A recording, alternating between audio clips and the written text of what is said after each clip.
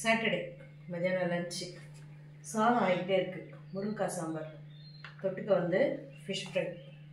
இது வந்து என்னப்பா பாறையா? காணங்கழுத்தி. அப்படியா? ஃப்ரெஷ்ஷாக பாறையும் கூட இப்படி தான் இருக்கும்.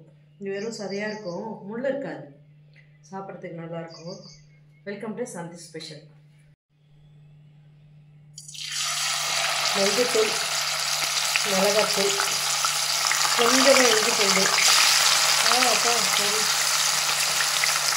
லெமன் விட்டு புரிஞ்சுட்டேன், சால்ட்டு,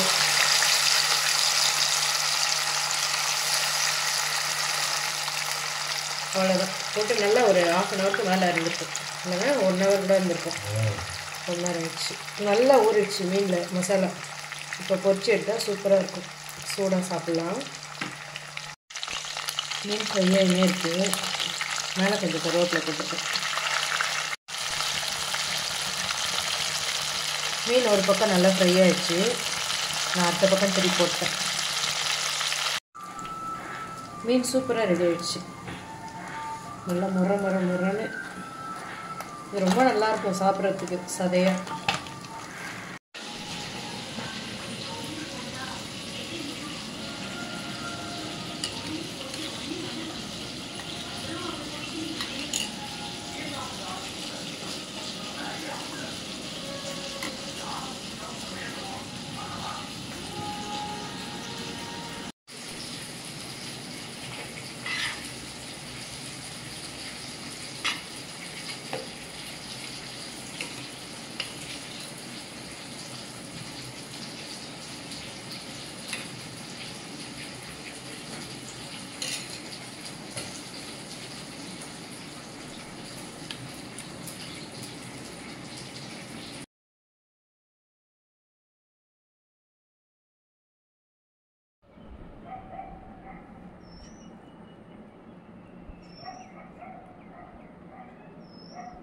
முதல்ல முருங்கைக்காய் வாசனையே இருக்காது.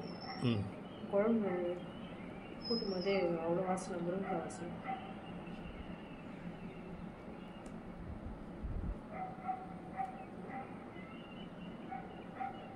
மீன் நல்லா ஃப்ரை ஆகிதா?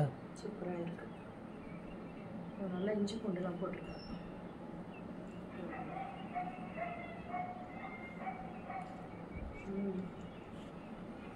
சாட்டர்டே மதியானம் இதான் லஞ்சு. முருங்கைக்காய் சாம்பார், ரசம், ஃபிஷ் ஃப்ரை.